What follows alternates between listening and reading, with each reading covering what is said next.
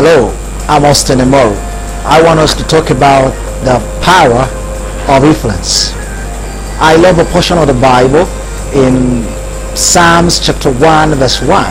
It said, "Blessed is a man that walk not in the counsel of the ungodly, nor stand in the way of the sinner, nor sit in the seat of the scornful."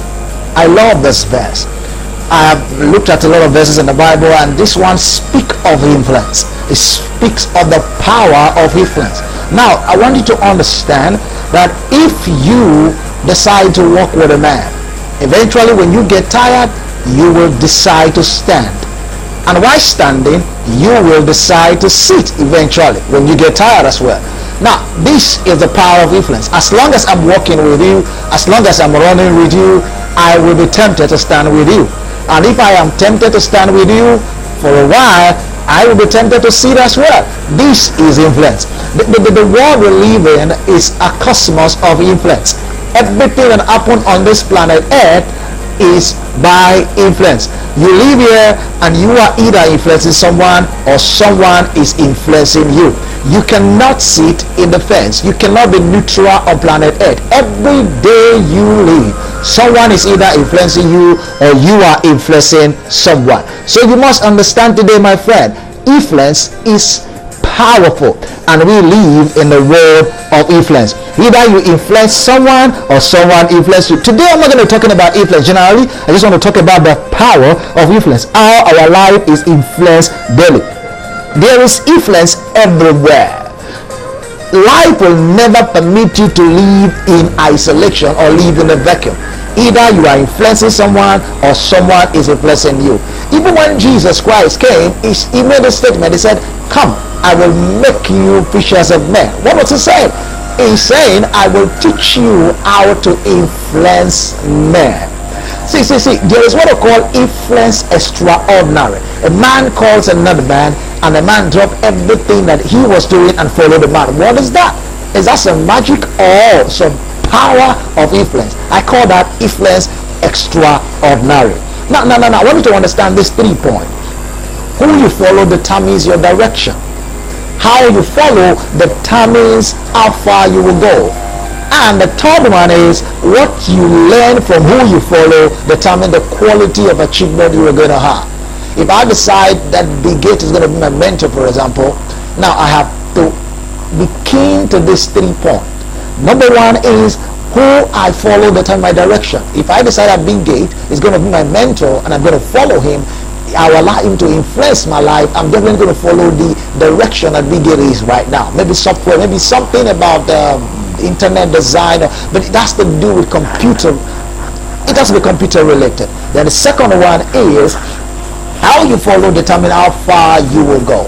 Now, if I decide to follow him haphazardly, I might not get to where I want to go. If I decide to follow him because of his cash, I may not get too far.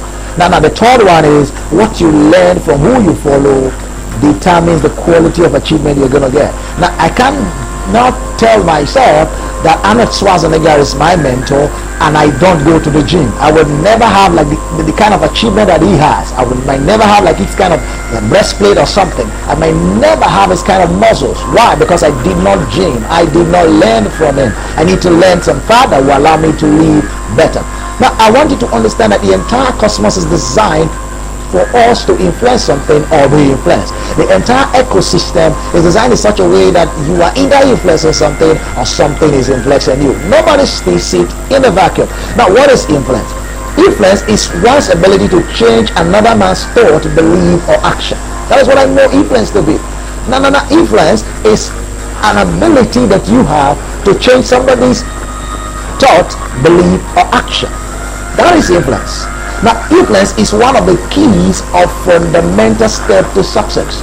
Now, if you want to get the success, you must learn to influence someone. If I'm a leader of a company, I'm a leader in the church, I'm a leader anywhere at all, my key strength is influence. Now, you don't beat sheep. You don't beat them to follow you. If you beat them, they scatter. You have to lead them. You have to direct them. You have to show them the way. You have to guide them. That is the power of influence. Then I want to talk about 3 kinds of influence that have ruled our world for a very, very long time now. The first one is called the primitive form of influence. Now, the primitive form of influence, you can see it in a child. Now, you can see it in animals. You can see it in different kind of stuff that are not very, very intelligible. Now, in the life of children, when they want to draw your attention, they want to get you to change your belief, actions, or your thought. What they do is that they scream. A child just got wet. I mean, she or he wet herself, and she want to get your attention. You know what she's going to do? She screams. Now, unfortunately, some adults still use the same kind of influence today. That influence is for animals or less intelligent beings. You don't scream to get people's attention. You don't force people to get their attention. But unfortunately, most of us still do. Now, you want to get your husband's attention, you cry. You want to get your boss's attention, you cry.